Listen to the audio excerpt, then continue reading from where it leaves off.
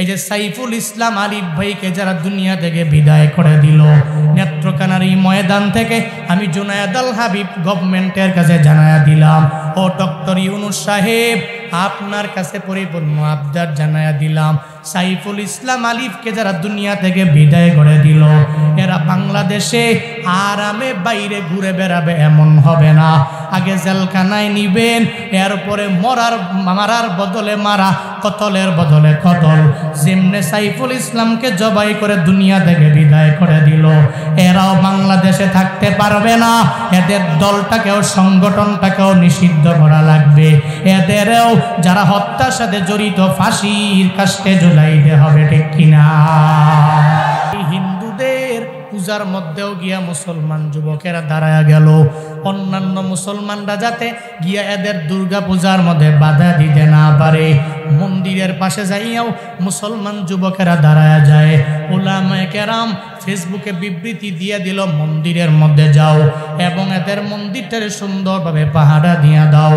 আমগো এলাকায় হিন্দুরা আছে, মন্দির আছে, একদিনও এদের সাথে খারাপ আচরণ করা হয় না, এদের সাথে খারাপ ব্যবহার করা হয় না, বরং এদের মন্দিরটারে পাহারা দেওয়ার জন্য আমরা মাদ্রাসা থেকে তুলাবা ইলমের দিনদেরকে আমরা পাঠিয়ে দিলাম, ও তুলাবারা ওই মন্দিরটাকে পাহারা দেওয়ার জন্য তোমরা যাও। কিন্তু কপাল বুঝিয়ে তো খারাপ, এরা বুঝি এত পরিমাণে নিমক হারাম হয়ে যাইতে পারে, এদের মন্দির আমরা পাহারা দেওয়ার জন্য রাত্রি নাই, দিন নাই, ঘুমও নাই, নিদ্রাও নাই, এদের মন্দির পাহারা দেওয়ার জন্য আমরা দাঁড়ায় গেলাম। এরা আমগো মসজিদ পাহারা দিবে দূরের কথা, আজকে চট্টগ্রামে আমার মসজিদের মধ্যে এরা আঘাত দিয়া দেয়। মনে রাখবারে বান্দা, জীবনে কোনোদিন হিন্দু, খ্রিস্টান, বৌদ্ধ আমার মুসলমানের বন্ধু হতে পারে না। এরা সর্বাবস্থায় চায় মুসলমানরা ধ্বংস হয়ে যাক, ঠিক কিনা? জীবনেও কোনোদিন বন্ধু হতে পারে না। এই জন্যই আল্লাহ জানায়া দিলেন, লা ইয়াত্তাকিদিল মুমিনিনাল কাফিরিনা আউলিয়া মিন দুনিল্লাহ। আল্লাহ পাক জানায়া দিলেন, এই মুমিন, তোমার কাফের তোমার বন্ধু হতে পারে না, তোমার বন্ধু হবে আমার আল্লাহ। ওই আল্লাহর চলার পথে তুমি বন্ধু বানায়া নাও। এমন কাউরে বন্ধু বানাবা না যেই বন্ধু চায় না তুমি উন্নত হও, যেই বন্ধু চায় না তোমার ধর্মটা সব জায়গায় সমাদৃত হয়ে যাক। এরা কষ্টিনকালেও আমগো বন্ধু হতে পারে না, এর উপরও এদের সাথে কোনো অন্যায় আচরণ করব না, এদেরকে জুলুম করব না, এদেরকে জীবনেও কোনো দিন নির্যাতন আমরা করব না। তবে আমার ভাইকে, এই যে সাইফুল ইসলাম আলিফ ভাইকে যারা দুনিয়া থেকে বিদায় করে দিল, নেত্রকোনার এই ময়দান থেকে আমি জুনায়েদ আল হাবিব গভর্নমেন্টের কাছে জানায়া দিলাম, ও ডক্টর ইউনুস সাহেব আপনার কাছে পরিপূর্ণ আবদার জানায়া দিলাম, সাইফুল ইসলাম আলিফকে যারা দুনিয়া থেকে বিদায় করে দিল, এরা বাংলাদেশে আরামে বাইরে ঘুরে বেড়াবে এমন হবে না। আগে জেলখানায় নিবেন, এরপরে মারার বদলে মারা, কতলের বদলে কতল। যেমনে সাইফুল ইসলামকে জবাই করে দুনিয়া থেকে বিদায় করে দিল, এরাও বাংলাদেশে থাকতে পারবে না। এদের দলটাকেও সংগঠনটাকেও নিষিদ্ধ করা লাগবে। এদেরও যারা হত্যার সাথে জড়িত ফাঁসির কাস্টে ঝুলাইতে হবে, ঠিক কিনা? মনে রাখিও, এ দেশটা মুসলমানের দেশ, হিন্দুর দেশ না। আমার ধর্মের মতো শান্তির ধর্ম দুনিয়ার মধ্যে কোথাও খুঁজে পাওয়া যাবে না রে বাবা। মায়ার নবীর আদর্শের মতো দুনিয়ার মধ্যে কোনো আদর্শ নাই, পাবাও না। আল্লাহ পাক বলেন, লাকাদ কানা লাকুম ফি রাসূলিল্লাহি উসওয়াতুন হাসানাহ। এই মানুষ, যদি নিজের সম্মানিত বানাইতে চাও, আমার নবীর আদর্শে পরিপূর্ণ নিজের আদর্শবান বানায় নাও। দুনিয়াতে চলার পথে যেই বান্দা আমার মায়ার নবীর আদর্শ বানাবে, ওই নবীর আদর্শে নিজের পরিপূর্ণ আদর্শবান বানায় আগে যাবে। আল্লাহর ঘোষণা, আসমানের নিচে জমিনের উপরে ওর চাইতে দামি আর কেউ হবে না। তুমি রাস্তা দিয়ে হাঁটো, ওখানেও আমার নবীর আদর্শ আছে না নাই? আছে না? নবী রাস্তা দিয়ে হাঁটলেন, ওই জায়গায় নবীর ডান দিকে হাঁটলেন, ওই জায়গাও নবীর আদর্শ। এটা মানে নবীর সুন্নত। তুমি রাস্তা দিয়ে হাঁটো, ডান দিকে হেঁটে যাও। আমার মায়ার নবী কথা কেমনে বললেন, ওই জায়গাও নবীর আদর্শ।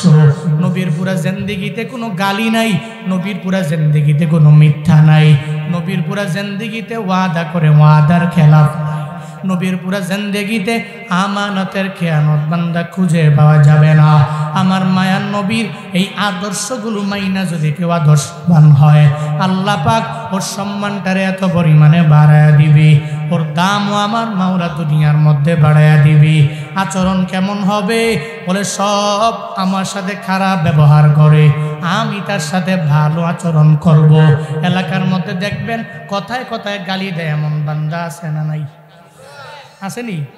বাজারের মধ্যে যাওয়ার পরে খালি গালি, খালি গালি মারে, গালি ছাড়া কোনো পুঁজি নাই, শুধু দেখলেই কথায় কথায় একটা গালি মাইরা দিবে। এরপরে অনেকে বলে লোকটা কথায় কথায় গালি গালাজ করে, মনে হয় মাথা নষ্ট হয়ে গেল, মনে হয় পাগলের মতো ভাব। কিন্তু বান্দারে, কোনো বান্দা যদি আমার নবীরে আদর্শ বানায়, জীবনে কোনো দিন কোনো ইহুদিরেও মায়ের নাম তৈলা গালি দিতে পারে না, কোনো কুফফারের তার বাবার নাম তৈলা গালি দিতে পারে না। কারণ আমার নবীর আদর্শের মধ্যে গালি নাই রে বাবা। তুমি কথা বলবা কেমনে? ওই জায়গার ভিতরে নবীর আদর্শ আছে। একজনে গালি দিয়া দিল, গালিটাকে ফিরাইয়া দেওয়াটা নবীর আদর্শ না, বরং তারে বলবা, ভাই তুমি গালি দিয়া কি এত পরিমাণে আমারে মজা পাইলা? মজা পাইছো ভালো ব্যাপার, তবে নেক্সট ডে থেকে আর জীবনে গালি দিও না। এটাই আমার মায়ার নবীর আদর্শ রে বান্দারা। আমার আল্লাহর পয়গাম্বর যখন নবী 7 দিন হয়ে গেল ঘরের মধ্যে যখন চুলায় আগুন জ্বলে না, হাসান হুসাইনের ঘরে খানা নাই, নাতিরা দৌড়ে যখন নানার দরবারে যায়, নবীর দরবারে যাইয়া বারবার নবীর দরবারে আবদার জানায়, নানা গো ঘরের মধ্যে খানা নাই, একটু খাবার দাও। নবী কয় আমার পেটের মধ্যে খানা নাই, আমি খাবার কেমনে দিব? আমার মায়ার নবী জানায়া দে, ও নাতি আমার, তুমি খাবারের জন্য আমার দরবারে আসলে, আমি নানার খাবার নাই, তোমারে আমি খাবার কেমনে দিয়া দিব? তবে একটু দাঁড়াও, খাবারের জন্য আমি ব্যবস্থা করব। মায়ার নবী এদের বিদায় করে দিয়ে চিন্তার মধ্যে পড়ে গেলেন, টেনশনের মধ্যে পড়ে গেলেন, কোন জায়গায় গেলে খাবার পাওয়া যাবে, এদের পেটের মধ্যে একটু খাবার ঢুকায়া দেওয়া যাবে। নবী চিন্তায় পড়ে গেলেন, আর মনে মনে মনে মনে চিন্তা ভাবনা করে, ইহুদির বাড়িতে আমি যাব, তার বাড়িতে কাজের মাধ্যমে আমি খাবার নিয়ে আসব। হাসান হুসাইনের দরবারে আমি খেজুর নিয়ে আইসা আমার নাতিদের হাতের মধ্যে দিয়ে দিব। সুবহানাল্লাহ পড়বেন না? কার বাড়ি যাবে? যাবে কার বাড়ি? ইহুদির বাড়ি যাব, ইহুদির বাড়ি থেকে খাবার নিয়ে এরপরে আমি আইনা হাসান হুসাইনদের দিয়ে দিব। কে কয়? যারে আল্লাহ পাক বলছেন পুরো উহুদ পাহাড়টা আপনারে গোল্ড দিয়ে ভরপুর করে দিব। কি দিয়ে? স্বর্ণ, গোল্ড দিয়ে আপনাকে মাউন্টেন অফ গোল্ড বানায়া দিব, পুরো পাহাড়টাই গোল্ডের বানায়া দিব। নবী বলছিলেন, আল্লাহ একবার খাবো তো আলহামদুলিল্লাহ পড়বো, আরেক বেলা পাবো না তো নিজের সবির বানায় আগে যাবে। সুবহানাল্লাহ পকেটে থুইয়া বাড়ি যায় কইেন সুবহানাল্লাহ, আরো জোরে পড়েন না সুবহানাল্লাহ। কি গুনাহ হইছে নাকি? পড়েন আলহামদুলিল্লাহ, আরো জোরে চিল্লায়া পড়েন আল্লাহু আকবার। আল্লাহ পাক আমার মায়া নবী রাহমাতুল লিল আলামিন বললেন, ও পয়গম্বর পুরা উহুদ পাহাড়টারে আমি গোল্ডের পাহাড় বানায়া দিব। ও পয়গম্বর যদি আপনি বলেন আমি আল্লাহর বানায়া দিতে 1 সেকেন্ড সময়ও লাগবে না। যেই মায়ার জন্য, যেই নবীর জন্য আল্লাহ পাক পুরা উহুদ পাহাড়টারে গোল বানাইতে চাইলে নবী জানায়া দিলেন, এক বেলা পাবো আলহামদুলিল্লাহ পড়বো, আরেক বেলা পাবো না, পরিপূর্ণ নিজের সাবির বানায় আগে যাব। ওই সময় মায়ার নবী আমার ওই চিন্তা করে নাই, নবী দৌড়াইয়া ইহুদির বাড়িতে রওনা হয়ে যায়। ইহুদির বাড়িতে যাওয়ার পর ইহুদিরা ডাকি, ইহুদি আমি তোমার বাড়ির মধ্যে আসলাম, দরওয়াজা ওপেন করে দাও। যখন ইহুদির দরওয়াজাটা ওপেন করে দিল, দেখে সুন্দর একটা মানুষ, কিন্তু ইহুদি আমার মদিনাওয়ালা নবীরে চিনে না। আমার মায়ার নবীরে দেখার পরে না চিন্না বলে, কি তোমার পরিচয় আগে বলো। নবী আমার জানায়া দেয় না, আমি আমার পরিচয় দেওয়ার জন্য তোমার দরবারে আসি নাই, আমার পরিচয় আমি দিব না, তবে দাঁড়াও, আমি তোমার বাড়িতে কাজের জন্য আসছি, কোনো কাজের সন্ধান থাকলে তুমি আমারে দিয়া দাও, আমি তোমার বাড়িতে কাজের জন্য আসলাম। ইহুদি জানায়া দেয়, তুমি এত সুন্দর মানুষ, একটা ভালো বংশের মানুষই মনে হয়, কিন্তু তুমি আমার বাড়িতে কাজের জন্য আসলা নাকি আমারে ধোঁকা দেওয়ার জন্য আসলা? মায়ার নবী জানায়া দেয়, ইহুদি আমি তোমার বাড়িতে কাজের জন্য আসছি, ধোঁকা দেওয়ার জন্য আমি আসি নাই। এবার ইহুদি কয়, পরিচয় দাও। আমি আমার পরিচয় তোমার দরবারে দিতে পারবো না, তোমার বাড়িতে কাজ আসেনি, ওই কাজের ব্যাপারে আমার একটু সন্ধান দাও। ইহুদি বলে, একটা কাজ আছে, তুমি যদি কূপ থেকে এক বালতি পানি যদি উঠে দিতে পারো, তাহলে 3টা খেজুর আমি তোমারে উপহার দিয়ে দিব। এক বালতি উঠাইবা, তোমারে 3টা খেজুর দেওয়া হবে। 2 বালতি উঠাইবা, তোমারে 6টা খেজুর দিয়ে দেওয়া হবে। 3 বালতি উঠাইবা, তোমারে 9টা খেজুর দিয়ে দেওয়া হবে। মায়ার নবী জানায়া দেয়, ও ইহুদি বালতি দাও, আমারে বালতি দাও, আমি তোমার কথা পরিপূর্ণ মানিয়ে নিলাম। আমি এই কূপ থেকে এক বালতি পানি উঠাইলে 3টা খেজুর তুমি আমারে দিয়া দিবা। আমার নাতিদের জন্য খেজুরগুলা নিয়ে আমি নানা দৌড়ায় যাব। কিন্তু আমগো দেশের মানুষেরা একটু বিপদে পড়লে, মুসিবতে পড়লে ভিক্ষার জন্য পেট নিয়ে দাঁড়ায়া যায়। ঢাকার শহরে গেলে এত পরিমাণে ভিখারি, ভিক্ষা করাতে একটা ব্যবসায় পরিণত হয়ে গেল। একটা ভালো মানুষ চলতে পারে, এরপরও ভিক্ষার জন্য প্লেট নিয়ে নামিয়া যায়।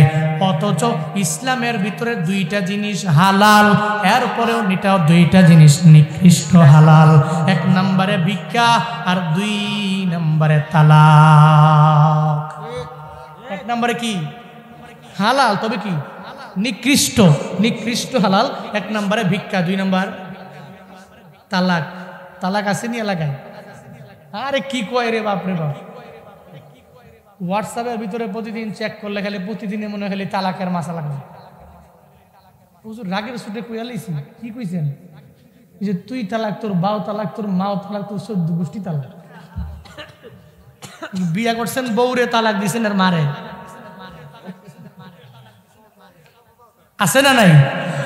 এরপরে দেওয়ার পরে কয় হুজুর বুঝতে পারিনি, কি করে নাই মানে বুঝতে পারে নাই, মাথা নষ্ট ছিল। তো মাথা নষ্ট হয়ে আজ তালাক দিল, হয় না? হয়ে গেছে। আল্লাহ আমাদের প্রত্যেককে সঠিক বুঝদান করেন, আরো জোরে পড়েন আমিন। তাহলে তালাক দেওয়া যাবে হালাল, তবে কি নিকৃষ্ট। ভিক্ষা করা যাবে হালাল, তবে নিকৃষ্ট। মায়ান নবী রহমাতুল্লিল আলামিন ভিক্ষার জন্য প্লেট নিয়ে দাঁড়ায় নাই, বরং কাজের জন্য চলে গেল। ইহুদিরে বলল, বালতি দাও। যখন মায়ান নবীরে পরিপূর্ণ বালতিটা হাতের মধ্যে যখন দেওয়া হয়, রহমাতুল্লিল আলামিন ওই বালতিটা হাতের মধ্যে নিয়ে কূপের বরাবর যায়। এরপরে 1 বালতি পানি উঠায়, 2 বালতি পানি উঠায়, 3 বালতি পানি উঠায়। একটা মুহূর্তে 8 বালতি পানি যখন কূপ থেকে আমার মায়ান নবী উঠায় ফেলল, 9 নাম্বার বালতিটা ফালানোর সময় বালতি চিরা কূপে পড়ে গেল। ইহুদির মাথা গরম, চক্ষুটাও গরম হয়ে পরিপূর্ণ লাল হয়ে যায়। ইহুদি নবীর দরবারে আসে আর বলে, যুবক তুমি আমার ক্ষতি করার জন্য আমার বাড়ির মধ্যে আসলা, এই বালতিটা তুমি কেন ইচ্ছা করে ছিঁড়ে এই কূপের মধ্যে ফেলাইয়া দিলা? মায়ান নবী আমার জানায়া দেয়, ও ইহুদি না না, বালতিটা ইচ্ছা করে আমি ছিঁড়ে ফেলাই নাই, বরং বালতি চিরা চিরা নিচে পড়ে গেছে। এরপরেও বলে, না তুমি আমার ক্ষতি করার জন্য আমার বাড়ির মধ্যে আসলা, তুমি ইচ্ছা করে এই বালতিটা নিচে ফেলাইয়া দিলা। আমার মায়ার নবী জানায়া দেয়, না রে ইহুদি, আমি ইচ্ছা করে এই বালতিটা চিরা ফেলাই নাই। একটা পর্যায়ে ইহুদি নবীর প্রতি মাথা গরম কইরা নবীর গাল মোবারকের মধ্যে একটা জুড়ে থাপ্পড় লাগায়া দেয়। ও আল্লাহর বান্দারা, যেই নবীর শরীরে মশা মাছি বসা হারাম, আল্লাহ পাক যেই মশারে বলেছেন ও মশা আমার নবীর দেহের মধ্যে বসতে পারবি না, হারাম বানায়া দিলাম। আল্লাহ মাসিরেও বললেন, এই মাসি নবীর বডি মোবারকে বসতে পারবি না, তোর জন্য অবৈধ বানায়া দিলাম। যেই নবীর পুরা শরীর মোবারকের রক্ত পর্যন্ত আমার মাওলা এত পরিমাণে পাক বানায় দিল। উহুদের ময়দানে মায়ার নবী রক্ত মোবারক যখন জমিনের মধ্যে পড়ে লাল হয়ে যায়, সাহাবী আসলো, আয়েশা ওই রক্তগুলো পান কইরা নিল নবীর রক্ত মনে কইরা। এরপরে নবী জানায়া দেয়, এই সাহাবী তুমি আমার রক্তগুলা পান করলা নাকি তোমার জন্য জাহান্নামটাকে তুমি হারাম বানাইলা? আমি নবী রক্ত মোবারক তোমার বডির মধ্যে যাইতে দেরি, জাহান্নাম তোমার জন্য হয়ে গেছে হারাম। ওই মায়ার নবী শরীরে মশা মাছি বসা হারাম। ইহুদি ওই নবীর গাল মুবারকের মধ্যে জোরে একটা থাপ্পড় লাগায়া দেয়। নবী থাপ্পড় খাওয়ার পরে ইহুদিরে জানায়া দেয়, রে ইহুদি 7 দিন হয়ে গেছে পেটের মধ্যে আমার খাবার নাই, আমার গালের গোশতগুলা শুকায় গেছে রে, এখন হাড্ডিগুলো বেসে গেছে, জুড়ে তুমি থাপ্পড় দেওয়ার পরে তোমার হাতে ব্যথা পাইছুনি আমারে জানা। ইহুদি চিন্তা করে এটা কেমন মানুষ, আমি তার গালের মধ্যে থাপ্পড় লাগাইলাম, সে প্রতিশোধ নেওয়ার জন্য পাগল হয়ে যাইতে পারত, প্রতিশোধ নেয় নাই, বরং আমারে জানাইয়া দিল হাতের মধ্যে আমি ব্যথা পাইলাম কিনা। ইহুদি মনে মনে ভাবে লোকটারে মনে হয় থাপ্পড় দিয়ে আমি ভুল করে ফেললাম। এরপরে মায়া নবী জানায় দেয়, ইহুদি আর আমি দেরি করব না, 3 আটা 24টা খেজুর তুমি আমার হাতের মধ্যে দাও, আমি এগুলা নিয়ে আমার নাতিদের দরবারে চলে যাব। ও ইহুদি দেরি কইরো না, আমার হাসান হুসাইন কান্দি আমি নানা দরবারে আইসা আবদার জানাইলো, দেরি কইরো না, 24টা খেজুর তুমি আমার হাতের মধ্যে দাও, আমি এগুলা নিয়ে চলে যাব আমার বাড়ি। নবীরে 24 খেজুর দেওয়া হলো। নবী যখন সঙ্গে সঙ্গে রওনা হয়ে যায়, পথিমধ্যে যাওয়ার পরে আল্লাহ পাক তো জানে, আমার মাওলা তো দেখলো রে, ইহুদি আমার নবীর গাল মোবারকের মধ্যে থাপ্পড় লাগায়া দেয়। হিজবাল্লাহি হুমুল মুফলিহুন,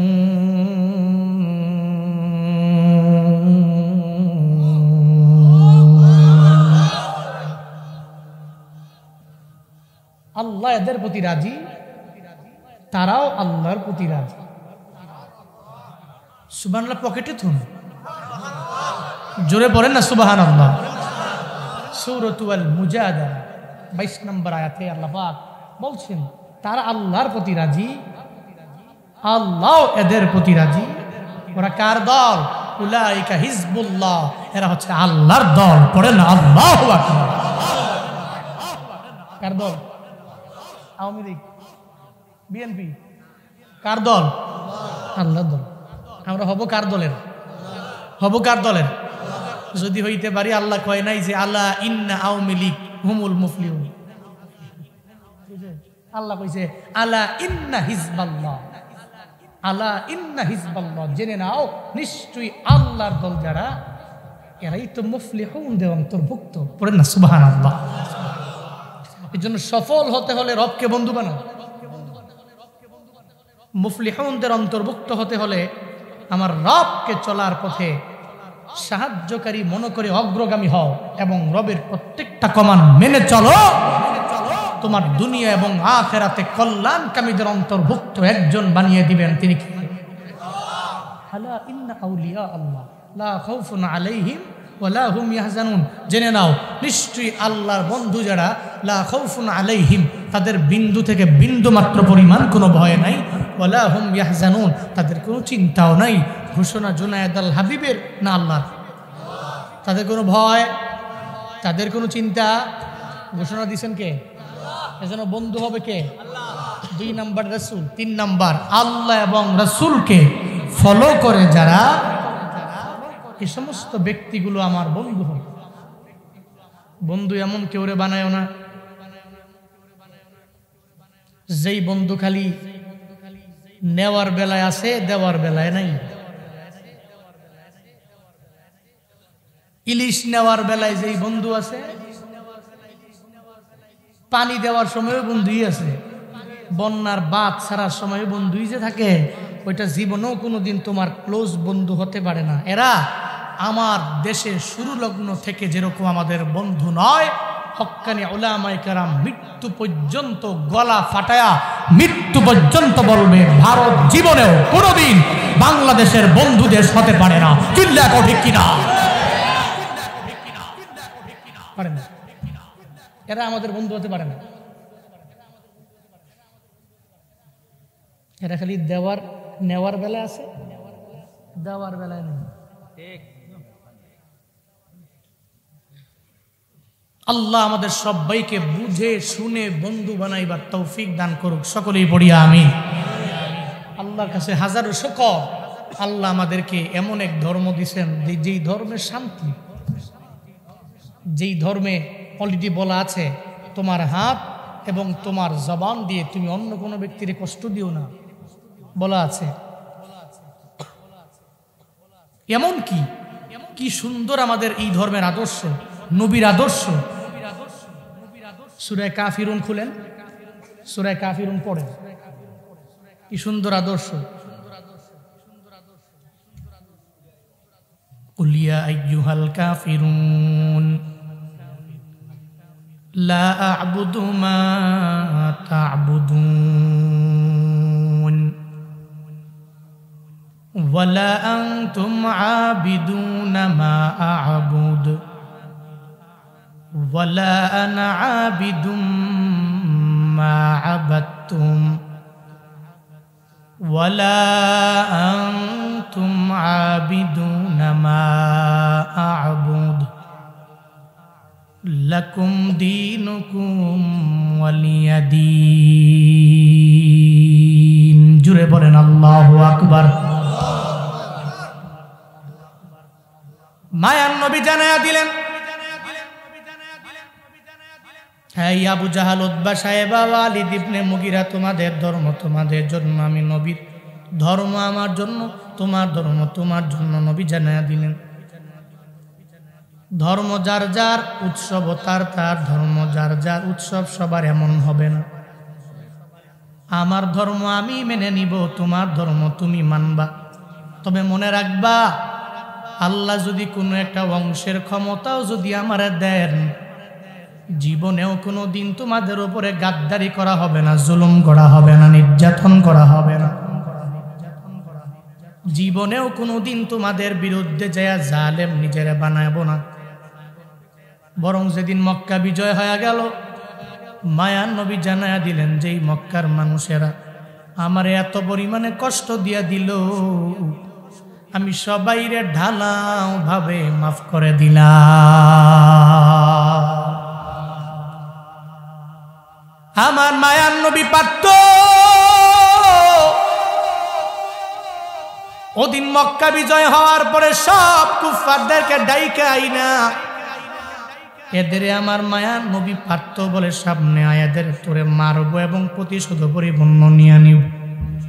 মায়ান নবী কয় না, সবাইরে আমি ঢালাও ভাবে মাফ করে দিলাম। এটাই নবীর আদর্শ রে বাবা।